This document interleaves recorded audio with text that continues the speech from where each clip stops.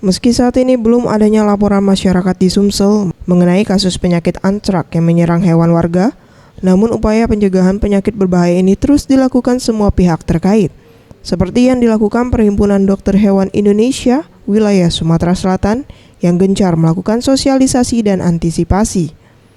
Menurut Jafrizal, Ketua PDHI Sumsel, pihaknya terus berupaya melakukan sosialisasi kepada masyarakat terhadap penularan penyakit hewan terhadap manusia seperti antrak. Salah satunya dengan menghimbau pemotongan sapi wajib dilakukan di rumah pemotongan hewan agar kebersihan lebih terjaga.